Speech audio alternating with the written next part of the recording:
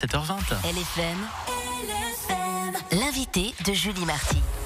L'État de Vaud va lancer un programme pour les gens du voyage. On reçoit ce matin Laurent Curchot, bonjour.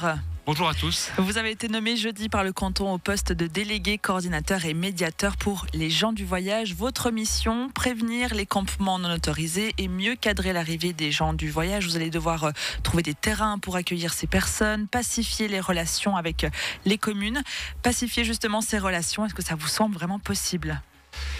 Mais oui, c'est tout à fait possible. Il faut peut-être prendre les choses les unes après les autres. Pour le moment, on ne fait pas de médiation, on n'a pas besoin de pacifier encore les situations, puisque les gens du voyage vont arriver, ou arrivent ces prochains jours, puisque l'aire de Rhénat ouvre aujourd'hui, comme d'autres aires en Suisse romande. Donc oui, l'objectif principal pour le moment, c'est encore de trouver des terrains temporaires pour accueillir ces personnes. C'est quand même un dossier un petit peu sensible, la question des gens du voyage. Dans l'éditorial du 24 heures, on peut lire les travaux d'Hercule de Monsieur Gitan. Comment vous abordez ce défi ? Oui, ce qui est difficile, c'est que j'ai pas beaucoup de volontaires, il n'y a pas beaucoup de vocation auprès des communes pour proposer un terrain, même relativement modeste, pour les gens du voyage étranger. Je précise bien, pour les gens du voyage étranger, donc qui proviennent de l'Union européenne. Pourquoi ? Parce qu'il y a eu quelques expériences un peu difficiles en 2022 et en 2023 dans certaines communes. Donc oui, c'est pas facile. Herculéen, je n'irai peut-être pas jusque-là. Il faut un peu persévérer, et puis nous n'avons pas l'ambition, au fond, de tout régler durant l'année 2024. Et cette nouvelle stratégie, est-ce qu'elle passe par le dialogue, par la médiation ? Quand vous devez régler ce genre de problème, d'abord, on ne le fait pas seul. Moi, j'ai un certain nombre de personnes avec qui je travaille pour chercher ces terrains. Oui, vous devez élaborer une stratégie qui tient la route, qui demande effectivement des très bons relais, et surtout la seule manière de débloquer les situations, il n'y en a qu'une. Et là, il y a un parallèle à faire avec mon activité de fusion de communes. Il faut aller sur le terrain. Si vous n'allez pas sur le terrain, si vous ne rencontrez pas les gens, vous ne débloquez rien du tout. Justement, Laurent Curchot, vous avez l'habitude du terrain, vous avez déjà des contacts, vous avez déjà des liens avec les communes. Quel retour est-ce que vous avez des communes sur ce sujet ? Mais les communes, alors, c'est pas toutes les communes sont. Dans le canton de Vaud, il y a 300 communes. C'est pas 300 communes qui sont concernées par les gens du voyage. Bien entendu pas. C'est principalement les villes et les bourgs.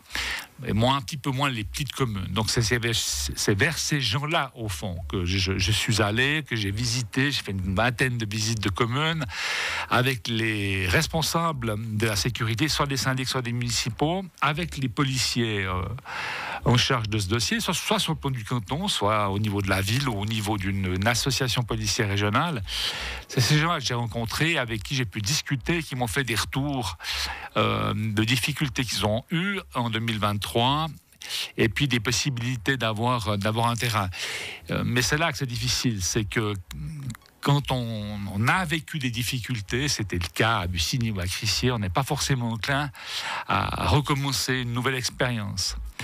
Pourquoi ? Parce qu'il faut le rappeler, au fond, plus pour ces gens du voyage, on a un terrain délimité, plus ces choses sont encadrées, moins, au fond, le risque de nuisance, de tension arrivera. Quand vous avez un camping illicite à 20, 30, 40, 50 caravanes, dans un endroit non autorisé, là, les tensions viennent, avec les autorités, avec la population, aussi parfois avec les policiers qui sont là pour maintenir de l'ordre public. Ça conduit effectivement à des situations qui deviennent difficiles à gérer. Mais est-ce que pour rassurer les communes que vous avez abordées, vous leur avez dit, ou est-ce que c'est une des stratégies, un des axes stratégiques, c'est de dire il y aura plus de contrôle, plus de répression pour rassurer la population ? Oui, il y aura plus de contrôle, plus de répression, mais ces contrôles, ces répressions pourront se faire, d'autant plus si le terrain est autorisé. Voilà, qu'ils soient déjà un tout petit peu pacifiés, puis que la première détention soit pas celle de vous devez partir tout de suite parce que vous êtes au mauvais endroit. Si ce terrain est réservé pour eux, oui, tous les contrôles qu'on a annoncés, l'aspect répressif se fera. Ça, c'est absolument clair. Mais il faut quand même préciser une chose, parce que ça n'a pas toujours été dit dans les médias écrits et parlés. Les gens du voyage qui vont venir en Suisse, ce n'est pas tous des criminels. Hein. Ce n'est pas des bandits de grand chemin. Il faut faire attention. Il y a eu de loin, moi, pas minimiser, je minimise pas les infractions qui ont été commises. Absolument pas. Mais on ne sait pas des criminels quand même. Hein. Et puis c'est des gens qui viennent travailler. Ils viennent travailler parce qu'ils trouvent du travail et on leur donne du travail. Donc c'est pas du tourisme. Et ça, il faut quand même bien préciser les choses.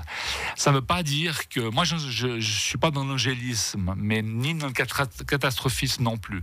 Je pense qu'on doit appréhender cette problématique la manière la plus juste possible. Voilà. En écoutant les gens qui ont eu des problèmes et puis aussi en essayant de trouver des solutions. Moi, j'ai discuté avec des policiers qui ont été très clairs. Je veux dire, ils savent que si le terrain est accepté, validé, eh bien, l'encadrement se fait mieux et les infractions diminuent. Vous nous l'avez dit ce matin, Laurent Curchod, vous avez déjà discuté avec quelques communes pour un petit peu, sans mauvais jeu de mots, tâter le terrain. Qu'est-ce qui se passe si aucune commune est d'accord de recevoir ces personnes? Est-ce que les campements non autorisés sont inévitables? Mais oui, les campements non autorisés seront inévitables si on n'arrive pas à trouver des terrains provisoires ou transitoires, en plus de celui de Malais. De Réna. J'ai ma langue à fourcher, celui de Réna. Il n'y a qu'un terrain, pas 50 000, qui ouvre aujourd'hui. C'est 42 places, point barre.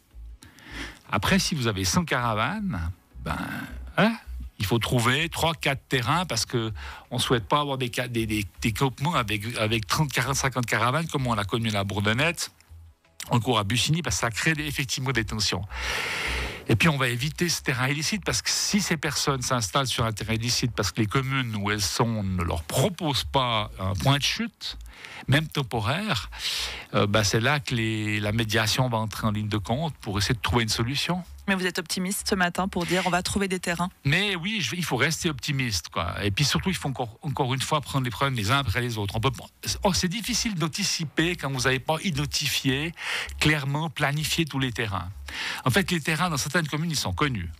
Elles savent qu'elles pourront utiliser tel ou tel terrain, elles nous l'ont communiqué, mais c'est un peu l'ultima ratio, quoi. Si vraiment ils viennent chez nous, on va le faire. Mais c'est pas annoncé à l'avant. Donc il n'y a pas une planification en amont. Il ne se passe pas rien, mais il n'y a pas de planification en amont. Bon, ça serait bien qu'on puisse à terme avoir une planification, je dirais en amont, avec plusieurs communes qui s'échangent et qui se disent et qui parlent en disant s'il y a un groupe qui vient là et si ce groupe n'est pas, va peut-être rester 1 ou 2 mois puis après il se déplace dans une autre commune pour un peu partager au fond l'avenue des gens du voyage, c'est-à-dire en un mot que la solidarité entre les communes se passe un tout petit peu mieux. Alors ça, c'est une partie de mon boulot. Laurent Curchod, justement, une partie de votre boulot, vous avez été nommé jeudi par le canton au poste de délégué, coordinateur et médiateur pour les gens du voyage, en plus de votre autre casquette en tant que délégué cantonal aux fusions de communes. Merci d'avoir été avec nous ce matin. Merci à vous. 7h28 sur LFM.